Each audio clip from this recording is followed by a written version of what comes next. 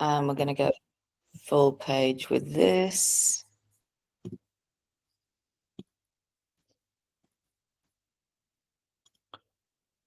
Okay.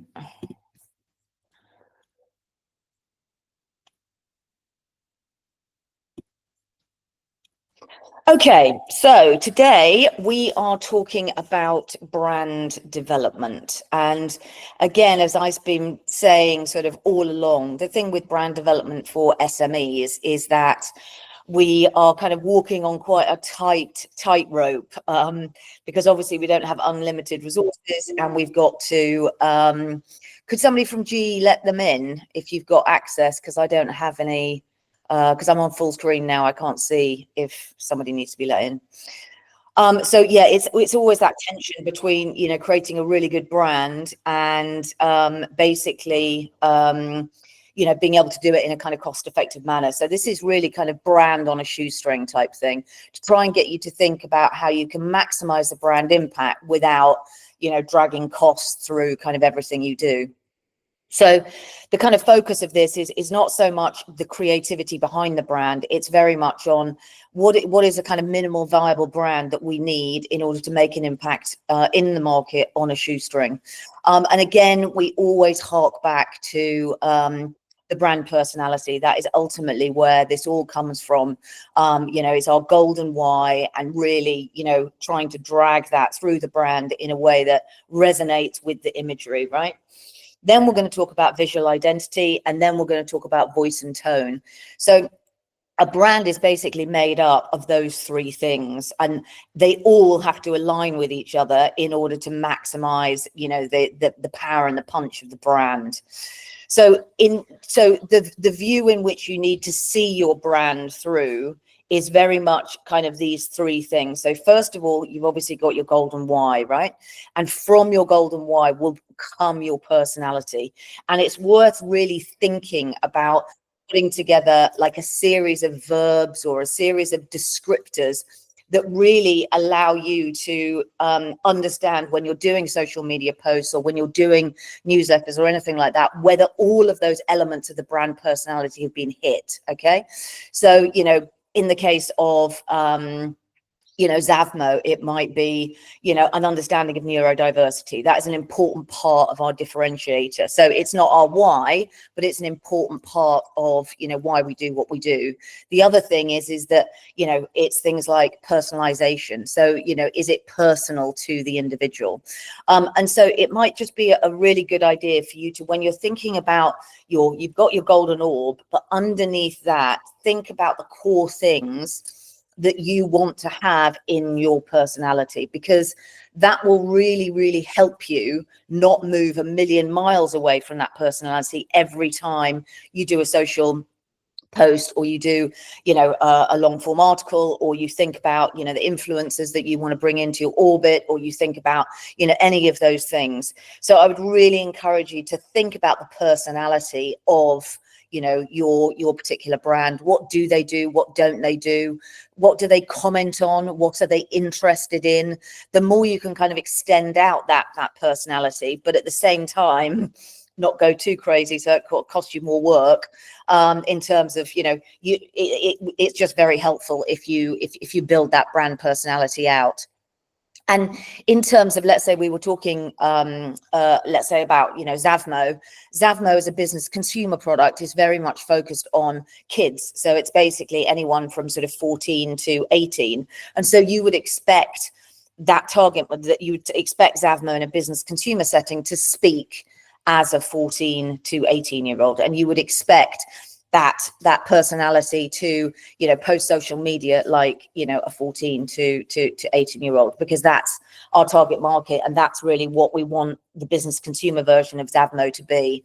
So it fits into our golden why in and around helping, you know, people with neurodiversity. So just think about those things, so how the golden why goes into the brand personality, and try, if you can, to put down some keywords which allow you to always hark back to, no, this is the personality. And also, as your marketing departments grow, it's important that those people also understand the personality. So if it's fun, if it's irrelevant, if it's, academic, these are the kinds of things you want to put in your brand personality.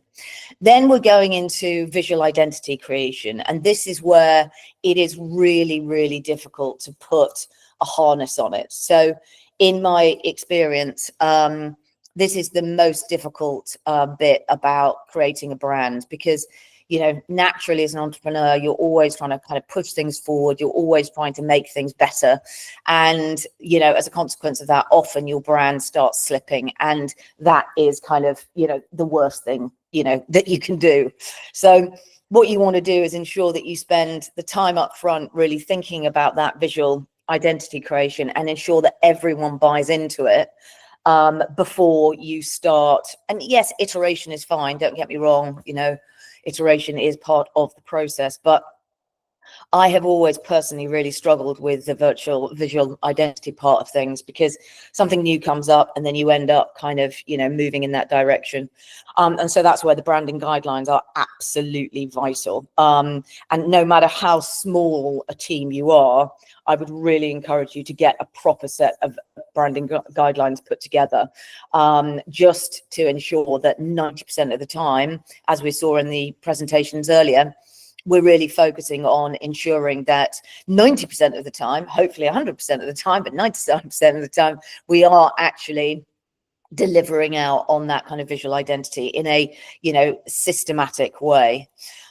And then the next thing you want is obviously the tone, the voice and tone. Now, the voice and tone are really, really important, especially when it moves from an owner, marketeer, to, a team. Because, the reality is you as the, the entrepreneur, have a tone of voice which is, very, very wedded in the golden circle. So you can speak to that without even knowing. But as soon as you start having a marketing department and people doing marketing on on behalf of you, what will happen is obviously their brand personality comes into the equation, and suddenly things start shifting. Now, that's not necessarily always a bad thing. Sometimes it can be a very positive thing. So if I think about, my relationship working with, Billy, I am quite serious. I really do enjoy the serious nature of my topic. I am absolutely fascinated by, the neuro aspect of learning, and I can get really, really nerdy, but that doesn't necessarily help the full brand. And so, what Billy has been able to do, is come along and sort of take some of that harshness out of the brand voice for Iridescent and sort of soften it a bit to make it, a little bit more well-rounded. But having said that, it's always a balance. At the end of the day, we do always need to be speaking about learning technology, neuroscience, and all of the stuff that goes around that. So as long as it's all around that, we're fine. So a good example of that would be the work we did on, how do you feel about AI? And so, Billy then wrote an article all about how emotional resonance, and people connect with AI in different ways, which went down really, really well. Again, in line with our brand personality, in line with our tone and voice, but, potentially not quite as kind of heavy duty as I would do, which is, just less engaging, quite frankly. So yeah, these are the key things that you need to get down, and then they need to be in a document. Now that document can be reviewed once a year or something, but please try not to touch it. So, let's say, I don't know, in the case of, for a gin, you're going for investment or, something. And, somebody says, oh, I've got a brand guy, you should speak to them or whatever. Just try and say, hey, look, we're going to review this, once every year, because at the end of the day, we are basically trying to nail down a brand here. And the more we keep iterating, the worse it gets.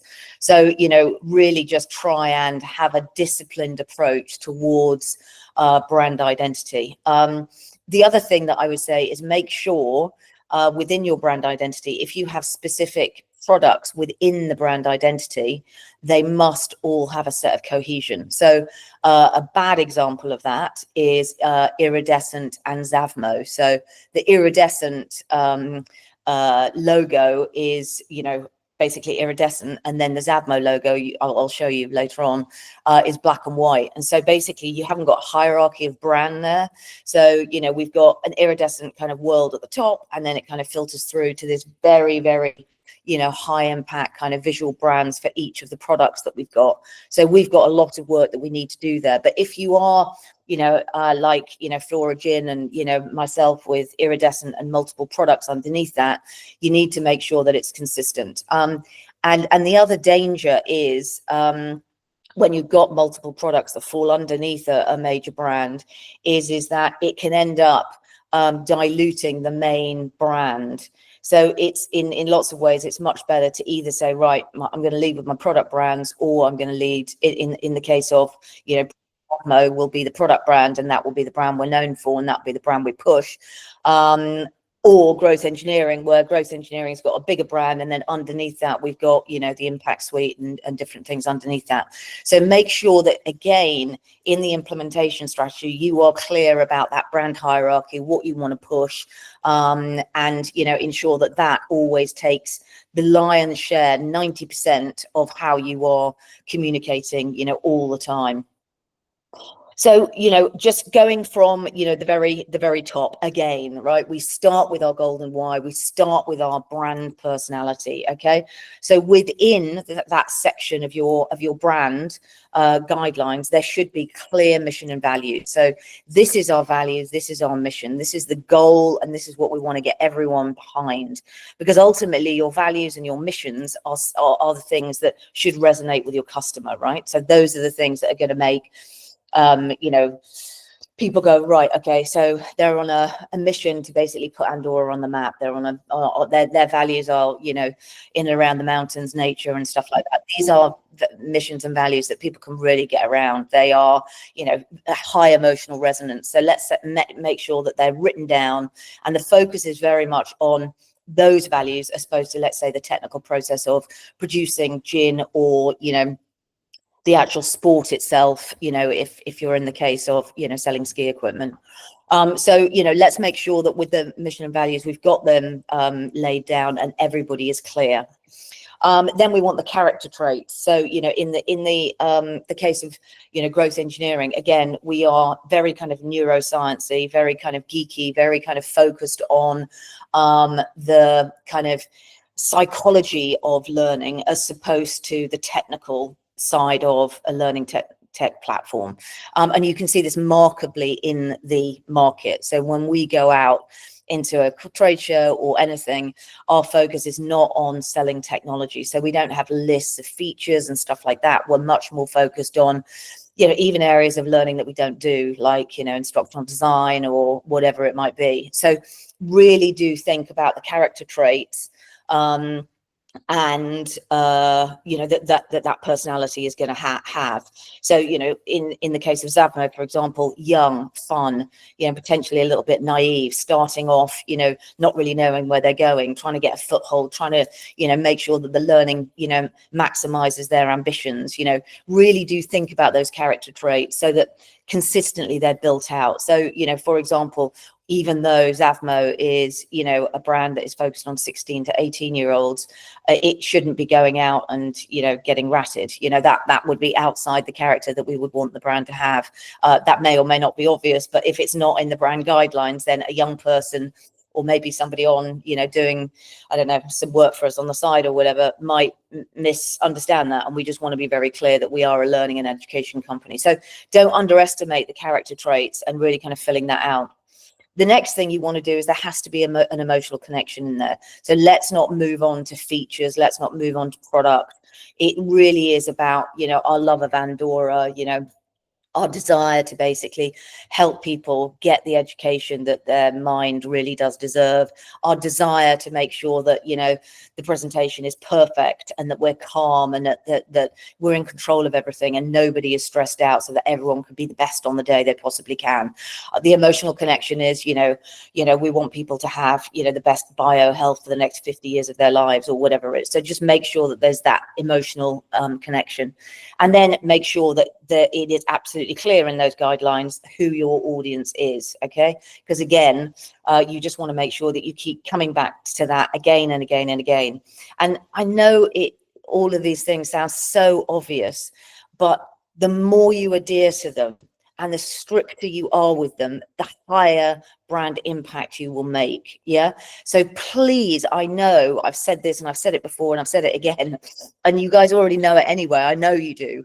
But just by having that extra bit of focus, is this article aligned with my visions and values? Has it got the right character traits? Does it have that emotional connection? Does it behave in the way I want it to? Then you will get the maximum impact for, the very small, because ultimately it's time. That's what we've got. We don't have budget, right? Okay, so let's move on to current trends. Now, obviously, current trends doesn't mean that those of us who've operated companies that have been in the market for the last 20 years should rush out and basically follow the trends. But it does mean that we should perhaps look at some of the key elements in our brand values and just check that we are feeding through some of the strains that we can in order to ensure that we are feeling current, okay?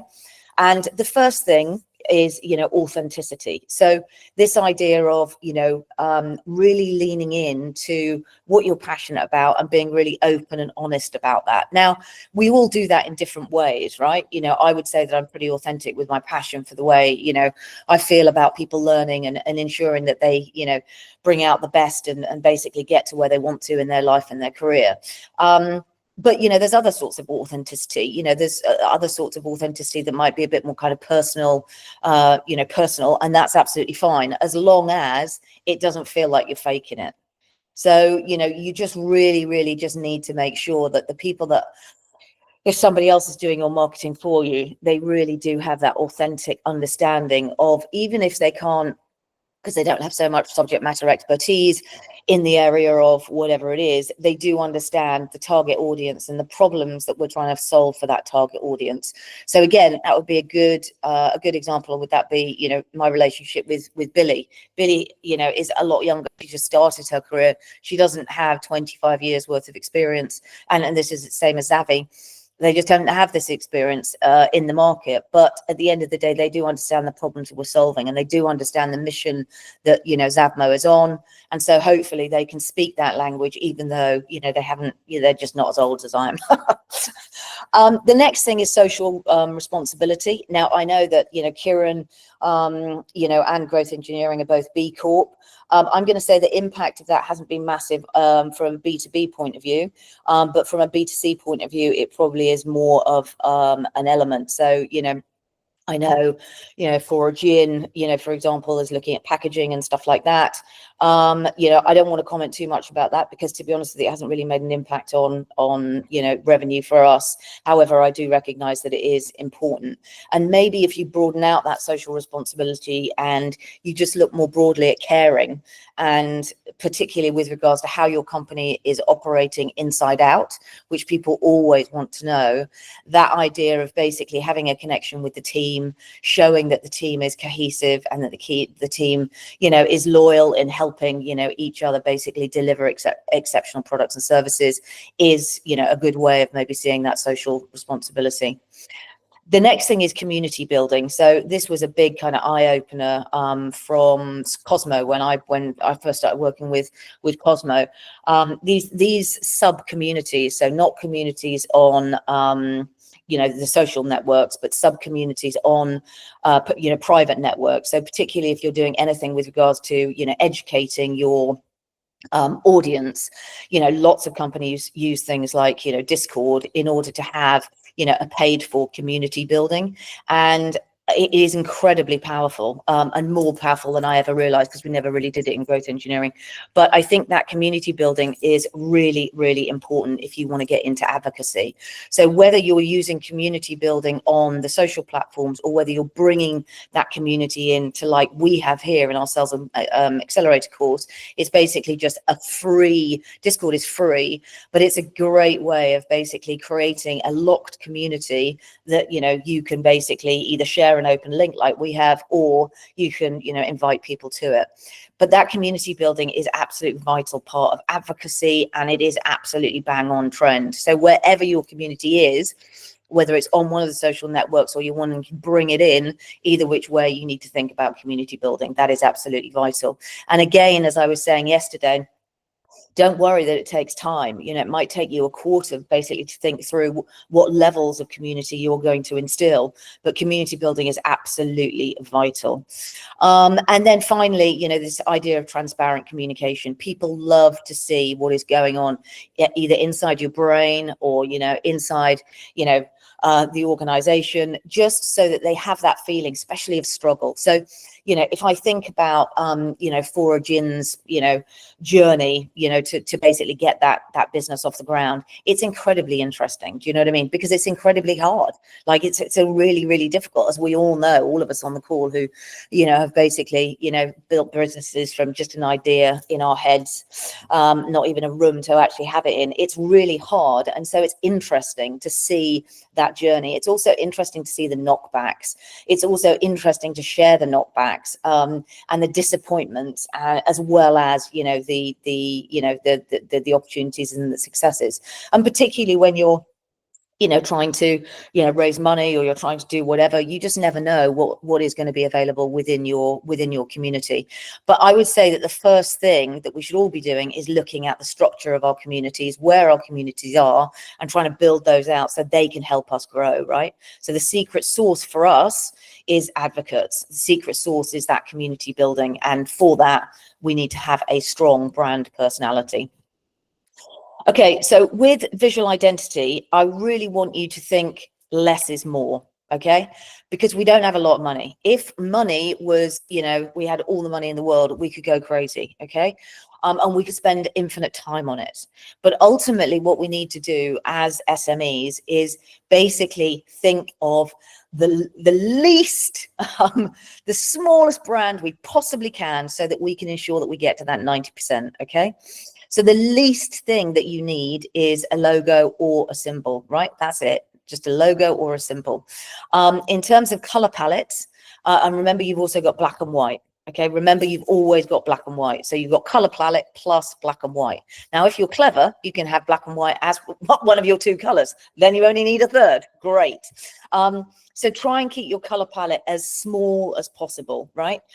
Because again, the visual identity will make more, you know, more impact, and will be just less difficult to scale. The next thing is typography. Do not have multiple layers of typography if you can possibly avoid it. So, for example, there is no need to have H1, H2, you know, H3, and then, you know, body text. You know, just try and keep it to H1, so all headings are the same font, and then if you have to, a body text is different. But really just try and pick a lane when it comes to typography. And if you can't even be asked to look at typography, just go for the one that's standard on your browser, but just make sure it's compatible online. So remember, we live in a world which is basically, you know, online first. So any font needs to be the same in your sales proposals or anything as it is on the web. Otherwise, it just looks a bit lazy. So just make sure that you've got a true font, a true type, which is available on both mediums, right?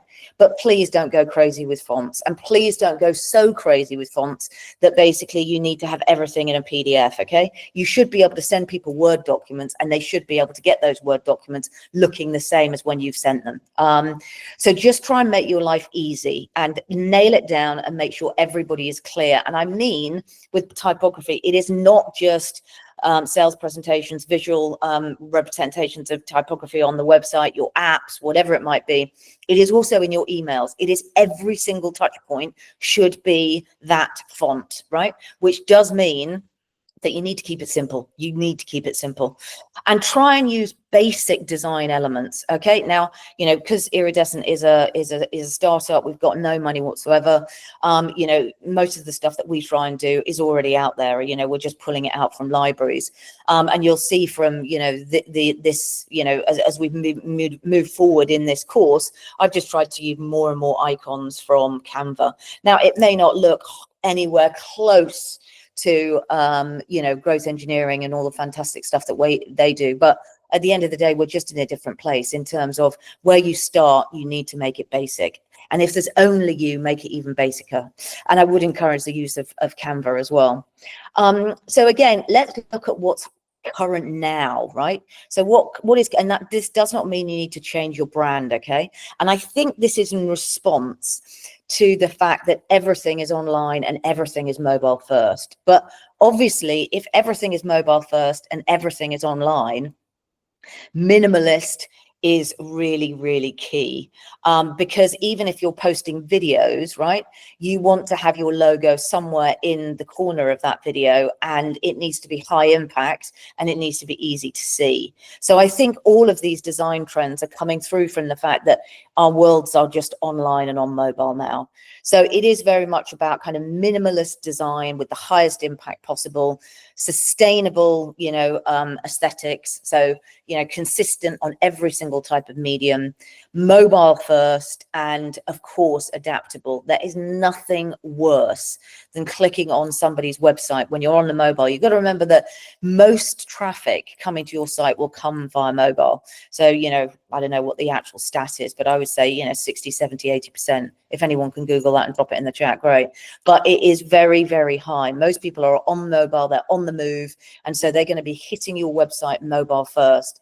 So you absolutely want to make sure that, you know, your website is mobile first and looks great on the mobile. And I think this is why we're really seeing all of these kind of like minimalist designs, and also the websites that are just in one massive great long scroll. I know there's a name for those and I can't remember what it is. I'll get Cosmo to put it in the chat.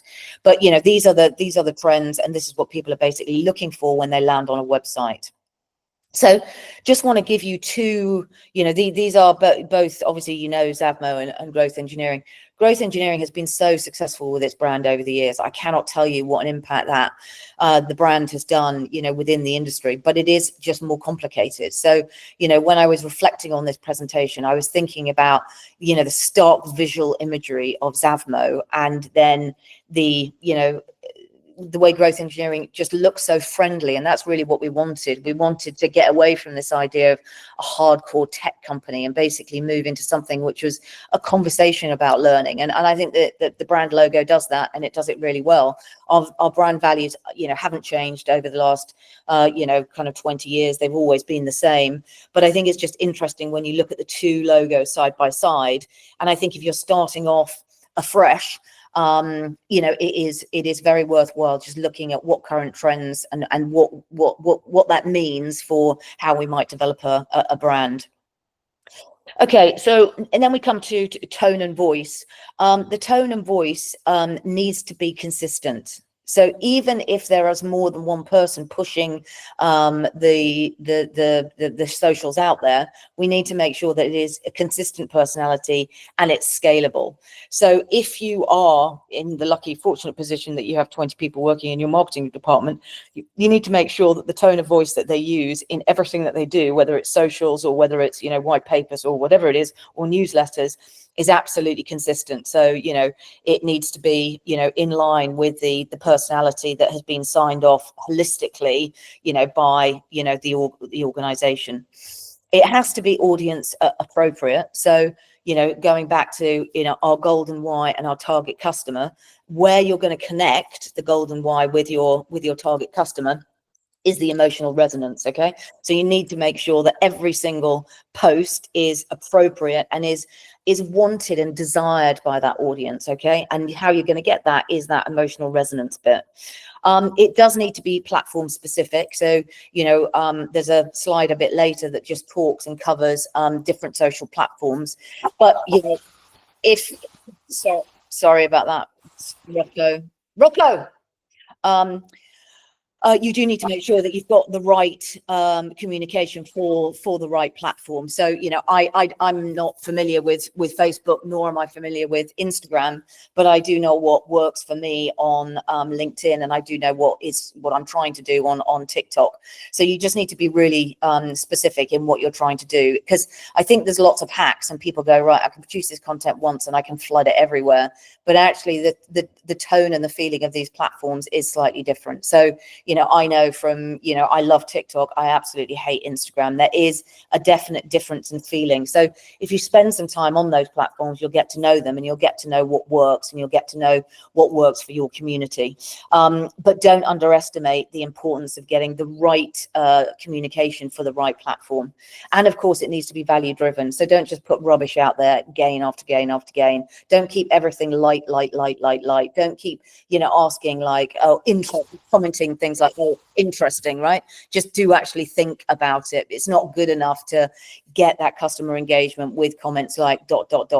interesting, like Elon Musk does, right? It needs to be actually, you need to say, what it is, and your point of view, again, coming back to your consistent personality. So just in terms of, comms, it's a really good idea to keep it really simple and really clear, and just keep repeating again and again and again and again and again what you stand for, right? To create a brand, you need to basically have very, very few things that you want to say about your brand, and you pretty much just need to keep saying them again and again and again and again and again, and make sure what you're saying is full of emotional resonance, right? So in the case of Zavmo, it's we care about neurodiversity. It's we care about ensuring that everybody has an education that works for them. It's these are the types of simple messaging. We just say it in multiple different ways, okay? Do not underestimate how busting out with some radical new idea is going to basically devalue your brand. So you really, really want to, unfortunately, have quite a boring kind of scope of things that you do and don't talk about with regards to your brand. And that will basically allow you to maintain consistency, but, again, sort of keep the overall kind of view and kind of interpretation and feeling when that brand lands, to be, consistent. And the other thing is whilst you might be really thinking that, you are, sustainable, you're all about the mountains, you're all about botanicals, you're all about, X, Y, Z, you do need to translate that into the voice of the customer, right? So where would the customer be inspired by the mountains, right? So it's a question of looking at your USPs, but then trying to translate it into putting yourself in the shoes of the customer, and so you're visually looking at that from their point of view. But again, it still needs to be clear, not too complicated, and completely and utterly consistent.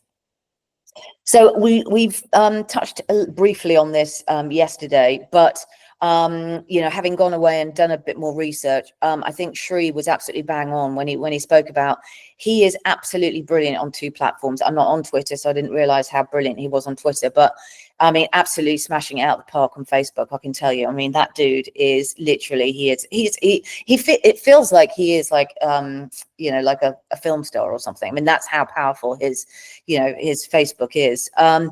So, from going out there and validating his point, I can tell you that his point does seem to be very, very, very true. So just choose, 2 or 3 platforms and just laser focus in on them. I mean, I know for me, it is definitely LinkedIn. That is my number one. I've tried to do TikTok just because it's easier for me because I can't write stuff very well. So, it's easier for me to do TikTok because videos are easier. So those are the 2 for me, but they should just resonate. It should just feel right that, you should like the platform. I mean, I personally don't like Facebook and I don't like Instagram. And so, it's just much easier if you lean into what you like, or indeed what your marketing manager, or marketing department, are suggesting. You really want to optimize content for the platform. So it's really clear that obviously if I'm doing LinkedIn and I'm doing TikTok, that's 2 completely different types of content.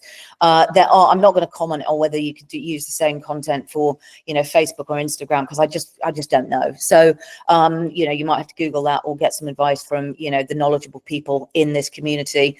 And if anyone's got any thoughts on that, please do let the community know on Discord. Any thoughts anyone's got on social. The real key thing is consistency. So I haven't been so consistent on TikTok, but I have been very consistent on LinkedIn, you know, and that's really helped. I mean, I've got about 19,000 followers on LinkedIn, and that's just because I post consistently about things that I care about, that are in line with my, you know, with my golden orb. I mean, it's very, very easy. And you know, as Sri was saying as well, you know, he's writing thought leadership articles on areas that he's really interested in, and he just decided that he was going to do that every day. And as a consequence, you know, he's now got whatever it is, 30,000-40,000, you know, people following him. So it is that consistency. And of course, the more platforms you choose to be consistent on, the more difficult it is. So, you know, there is always that trade-off between, you know, multiple platforms and just getting one really, really right. And make sure, obviously, everything that you do is authentic. Again, we saw that there was a real trend. It is a trend. People really want that authentic view. They don't want a company view. They don't want growth engineering thinks. They don't want da-da-da. They want, you know, I think, because I'm representing the brand more. So do try and engage as authentically as you possibly can. You really need to feel that brand essence and that kind of golden why, and be leaning into that when you're posting. In terms of content strategy, don't feel you have to do it all on your own. I mean, as I said before, right? We're trying to build mountains, like with small shovels. You know, we do not have any diggers at our disposal. Okay, so let's utilize our passionate advocates. Okay, let's go out and make our users famous, right? User generated content, if done in the right way, in terms of, you know, it's not like, oh, will you do something for my marketing? It's more like, I'm really interested in finding out, you know, what you felt, how was your, you know, experience when you were working with us? Can you give me some idea, or would you like us to do a case study on something, or da. And that's how you get user generated content, right? There needs to be value in it for that individual. Again, behind the scenes stuff, never underestimate how much people love behind the scenes stuff. I mean, they really do really like that, you know, the trials and tribulations, the journey. That is what is more exciting than potentially, you know, the product itself. If you've got a product that you can show people drinking, you can show people, you know, experiencing the product, then just try and get some footage of that, because it is really, you know, it's exciting. That's what people want to see when they come to your website. The educational values thing, I think, is a point that was so well made by Kieran, and so so important. I mean, I find that the reason why people, you know me in the industry is because I just keep putting out this stuff that I find insanely interesting. I mean, where, you know, AI meets, you know, neuroscience, that is basically my passion. And so, you know, by pushing out content, you know, that is in line with that, it does educate the audience, and again, it raises, you know, the profile of the businesses that I'm surrounded by. So, you know, lean into your inner geek. Everyone has an inner geek, and lean into it, because, you know, it's fun. People really like it. Don't ever be scared to geek out. And, you know, I've seen this, you know, firsthand as well on the tech side, with, you know, how customers, you know, emotionally respond to just the kind of geekiness, you know, that Cosmo just can't help geeking out at every second. And you can see almost, you know, their eyes blanking out, but by the same process, they're absolutely fascinated that people are just so into this kind of niche area, or maybe not so niche now, because obviously it's AI. And then from that, obviously, you find your community and you can engage your community. So with the content strategy, the big takeaway there is really think how you can use user-generated content in a way that delights and excites them, makes them feel famous, but also delivers you more content, right? We can all do that. We all have meetings every single day. We all get online every single day. Let's get some clips. Let's get some feedback. Let's do those things that will allow us to really show the inside out in a way that is authentic, in a way that, you know, represents the brand, and in a way that basically, you know, pleases you, because you don't have to work so hard, and also gives back and rewards, you know, customers, hopefully making them into advocates for our brand. Okay, so, you know, unfortunately, this is where we are with brand guidelines, right? You want to keep it simple, but then, you know, if it's too simple, is it boring? So, you know, and you can see that with, you know, growth engineering versus, you know, iridescent and Zavmo. You know, we're trying to keep it as simple as possible on the Zavmo iridescent side, you know, and one could argue that it's pretty boring. It's definitely not as exciting and engaging as what growth engineering are doing. But at the end of the day, you know, you have to keep it simple if you don't have a lot of resources. So just to sort of go down to the next level in terms of essential components, in your branding guidelines, and I've seen them in Kieran's, I've seen them in obviously growth engineering's, and we do need to talk about logo usage, like when that logo usage where it should it be on every single slide, should it be on every single, but we also need to talk about the spacing in and around that logo. We also need to be really specific about color codes, right? So we've had this issue a lot. So if you look at the colors within the growth engineering palette, they're tonally quite complicated. It's easy to get the green wrong, and it's easy to get the green wrong online. And so when you're thinking about your color codes, just make sure that you've got your hexes and your RGBs, right? So you need to be really specific about the color. So it's not bright pink, it is the specific pink that you're talking about. And again, we've fallen into that trap with iridescent, where we have multiple different types of pink. And again, it just sort of, you know, tones everything down. So be really, really clear in how you're going to do your usage. Make sure that you've got options for logo uses on black and color, as well as white, because obviously your brand changes. So growth engineering looks beautiful on a white background because obviously it's all color. As soon as you put it on a, you know, on our dark blue background, for example, you know, everything sort of slightly disappears. So you might have to have multiple versions of your logo. And again, in the growth engineering guidelines, they've got that. So if you want more info, you can just go on there. You need to have, this is one thing that drives me absolutely up the wall, is typography hierarchy. Okay, so be consistent in H1 sizes and font, and what H2 is, and what body text is. And when I'm talking about, for some reason, I am a bit, the typography really grates on me. So I can see it instantly.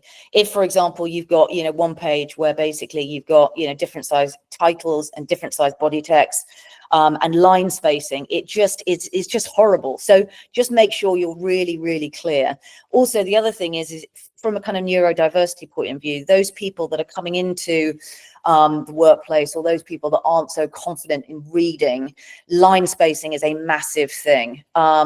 So, you know, I absolutely hate things that have just got one line space, because I can't see them as well as I can see something is like 1.2 or 1.5. So if you are wanting to lean into the whole kind of diversity element, then do think about line spacing as well as, you know, typography and hierarchy. But please just be consistent, because although you might not care or feel a font, there are people out there that are just like, well, that's just not the right font, that is just not Poppins, or that is just not whatever it might be.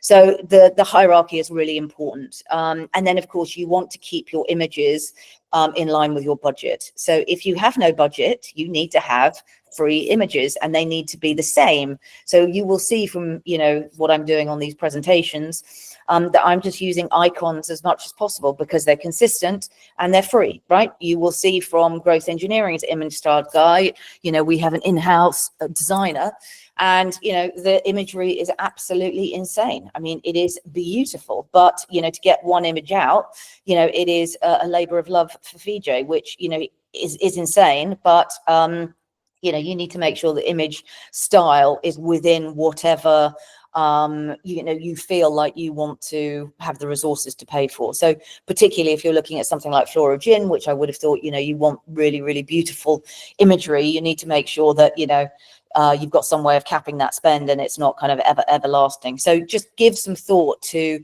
the image style guide, because you should be using the same images, or the same type of images with ease the whole time. And so, you know, just some top tips in terms of, you know, implementation tools. If you haven't checked out Canva, do.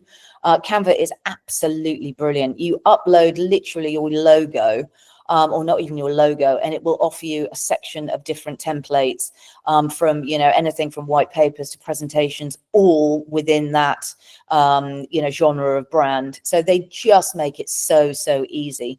But remember that you have to change the fonts, because they will come with their pre-plated fonts, which might not work with your website, might not work with, you know, et cetera, et cetera, et cetera. So just make sure that, you know, you've got your branding guidelines first, and then you go on to Canva, because Canva has an infinite world of beautiful things, and you will end up, you know, going on to Canva and basically going, oh, you know, why don't we do this? And then you're back to basically square one, and you're not going to be able to implement your brand guidelines 90%. You also want to get social media templates, and you want to stick to them religiously. Again, you can get those on Canva. They're really, really, really, really easy. But every time you post out on social media, there needs to be a mark, right? You can't just go out without a mark, because otherwise you're not driving traffic to a certain thing. So it could be subtle, like, you know, the bottle in the background or whatever, but you do need to make sure that you have got a social media template.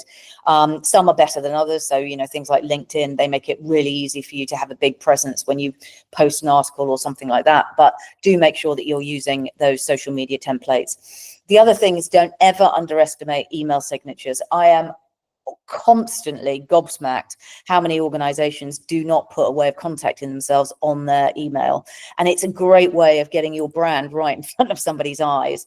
Again, Harry has been completely ruthless with the growth engineering team on making sure everybody, including the tech team, absolutely everybody, has an email signature format, and it does make a difference. It does make a difference. So if you don't have a proper formatted email signature, please get one, and please make sure every single email, including emails that go out via your mobile phone, because I know most of us spend most of our time on a mobile phone, you must have your email signature on there, because it is a big part of ensuring that every time anyone sees any comms from you, it is branded. And then make it really easy with document templates. So we have document templates with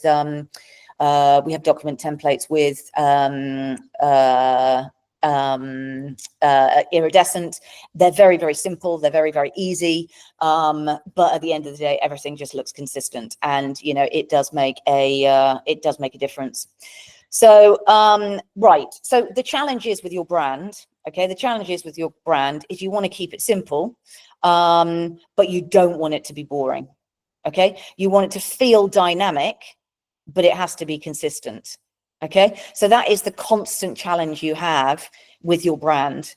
But I would say my biggest learning, you know, over the period is really the consistency that Harry has brought to our marketing. So my personality, you know, you can probably tell, is my brain is like constantly going, and change is something that I just absolutely love. But what Harry has brought to the marketing, amongst other things, is just a fundamental discipline. And I think that is what has allowed us, that has really been the golden star, the golden star. So, you know, I get the idea that you want to be dynamic. I get the idea that you don't want to be, you know, you don't want to be boring. But most of all, the most important thing that I would say, looking back on my last 25 years, is this consistency, is this constant, just consistency, saying the same things in the same way, you know, all the time. And it's not necessarily boring. It might be boring for you, but it's not boring for your audience if you're speaking to your golden why and it's resonating at a value level with your audience. Okay. So just a couple of common pitfalls. Inconsistent branding application. You know, we are lucky not to have this at Growth Engineering, but my goodness, it's been very difficult at Iridescent, partly because we're a startup, and partly because we're all trying to basically put ideas on the table and then work out what we think is good and what we think is bad. But the consistent brand application is something that we're not even at stage one. So I don't know where you guys feel that you are in your journey, but the most thing that you're going to fall down on brand is basically inconsistent brand applications. And that's why the branding document is so important. So the other thing, you know, and we fell into this when I first started Growth Engineering, you're moving at speed, you want to get something out there, and basically you look at what your competitors are doing and you go, oh, well, that's great, let's just follow what they're doing. Don't do that. Don't do that. Spend some time meditating on your golden why. Sit down quietly on the floor and basically just meditate on your golden why and get your competitors out of that space, because the worst thing about competitors is that, you know, you worrying about competitors with regards to your brand is that you don't get the magic. Right, the magic comes from you. The magic comes from what you want to do with your brand, and so really just lean into that and try not to be, you know, oh God, you know, Fuse has done this or whatever customer has done this. They're looking really da da da. It doesn't matter. Doesn't matter. What matters is about your golden why, your passion, your values, and how you're connecting authentically with your customer, right? We want to be individuals. We are definitely going to lose our competitive edge if we just fall in line with what everybody else is doing, especially if they've got more money than us, right? We will just be an and them. We won't be a, you know, what, you know, an opportunity, right? The other thing is that you can have overcomplicated guidelines if you've got an army of people to manage them. So we were doing some work for the Olympics, and they sent over their branding guidelines, and I kid you not, it's about 500 pages. You're like, yeah, that is ridiculous. Like, yeah, great if basically, you know, you've got agencies doing everything and you've got an army of testers, but the more complicated your guidelines are, the less likely you are to be able to fall into that 90%, you know, or you need a bigger people to basically check, you know, what's going on. So by making it simple, you are going to be able to get to that 90%, and that's what we really need to get to. You do, of course, need to ensure that you've got brand maintenance. So you do need to make sure that that brand maintenance is, you know, you're looking back on it, is it still fit for purpose? But please do not fall into the trap of basically redoing your brand on an annual basis, because you'll end up with nothing. You'll end up with absolutely nothing. The closer and the more consistent you can be to just picking a lane and following it, you know, day after day, week after week, month after month, year after year, decade after decade, the more likely you are to be a success. So really, really, you know, do think about that. And yes, I do understand that as, you know, a startup, you know, you have multiple ideas and you're like, no, we need to iterate, we need to change, we need to, but if you keep coming back to the fundamentals, does this logo, does this brand, does this set of icons reflect my golden orb, and does it reflect, you know, a connection with the customer in a way that resonates, that gets emotional resonance? That's good enough. So iteration is fine, but wholesale change is not fine. And then obviously listen to the voice of the customer. I mean, the customers have always been super passionate about the growth engineering branding. You know, it's a lot of hard work to keep that size of brand up, but the reality is that it does really resonate with the customers. It has been a labor of love. It has been expensive, but at the end of the day, you can't ignore the fact that the customers absolutely love it. So again, you know, there's a tension there, and something, you know, hopefully you can weigh up the pros and cons. So just in terms of, you know, how I would recommend you kind of move forward with all of these, you know, don't go out there and get a branding consultant. Don't go out there and, you know, do anything other than free stuff. So there's tons of free stuff. You know, Canva is absolutely great. If you want to start working in a team, there's obviously the team area for, within Canva.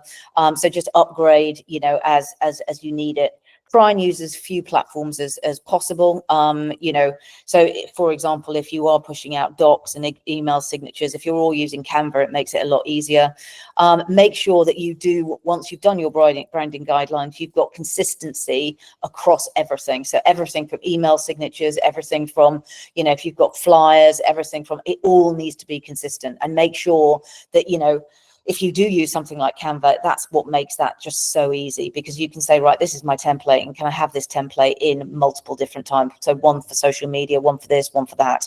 But consistency is the key. Don't think because you're working in a different media that basically you shouldn't have exactly the same frames, the exact colors, you know, logos in the same place. So just make sure that you've got that consistent branding across all platforms. Websites are continually having things that need to be updated on them. The website is, you know, is a vital part of your marketing, right? So don't think that you can have a website that you're not tinkering with, at least on a kind of quarterly basis. At Growth Engineering, we're tinkering with our website literally on a daily basis, and I'm sure with Iridescent we will be the same. So you want to choose something that's easy to work with. So my solid tip over the last, you know, 25 years is WordPress. It's cheap, it's really, really easy to use. It comes already with loads of widgets that you can integrate, loads of tools, so you can integrate your CRM in there, you can integrate. So WordPress is absolutely the way to start. Never, ever, ever go with a hand-tooled website. It will be literally the death of you. So you want to have WordPress, and as entrepreneurs, honestly, you want to familiarize yourself with WordPress because it's very, very easy to use. And then when a design agency comes along and says it's going to cost you 20 grand for a website, you'll go, I don't think so. That is a 500 quid job. So do spend some time. If there's one tool you're going to upskill yourself on, I would say WordPress is the one. And once you know how to use WordPress, again, there's loads and loads of templates. You can make sure the template is right. You can change the fonts. You can do all of that. But it does mean when you're pushing out content, you're in control of it. So, you know, a real solid recommendation from me would be WordPress. It's just been absolutely brilliant. And then we've got, you know, other things to share documents, like, you know, if you're working in a team, make sure that you are using a shared document repository. And then finally, you know, Figma as well is good if you're doing lots of different UI stuff. But again, probably more than you guys need to be worrying about at this moment. So in terms of actions for homework, basically, these are what I would recommend you go away and do. Make sure that you have your core brand personality defined. Make sure you've got you've made some decisions on basic visual elements. And again, here I would just look at Canva. If you, although there are other free graphics libraries, but just make sure it's consistent, basically, and you know where you can go to get consistent imagery. Imagine yourself doing a 20-point presentation where you need to have 20 different graphics. Where are you going to get those graphics from that are going to be consistent? So there's free libraries, but you want to, they have to be consistent all the time. So, you know, make sure you know where you're going to go for your visual elements, because you're going to need them, and they need to be scalable. Make sure you have document voice guidelines. Make sure all of your templates are set up. So that's, you know, everything from, you know, your email signature to your website to your, they all need to be perfectly consistent. And this is why simple is better if you're a kind of a one-man band, you know, or a small SME like a lot of us are. And then, of course, once you've done all that, you can then plan your content calendar. So that basically brings us to the end of the session today. Lots to think about in terms of your brand. I know it's really difficult because naturally, as humans, we want everything to look as beautiful as possible, and we're creative and we want things to be dynamic. But really, in terms of a brand, the secret is consistency. So think about all of the things in here. Do create, you know, that list of assets there. Make sure they're on a shared repository, either through Canva or through Google Docs.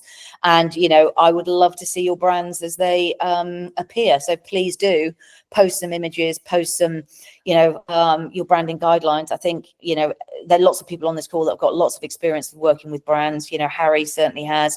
And, you know, it looks like Kieran's also worked with branding guidelines before. So please do shove in your branding guidelines, because it would be great to review them. And so on that note, I hope you all have a wonderful weekend. Well done for those of you who've been with us for the last 10 days. It's been lovely to have you along with the journey, and I look forward to seeing you on Monday. Thank you, Juliet. Thank you. See you on Monday. Thanks, Juliet. See you on Monday. Take care. Thank you. Thanks. Bye.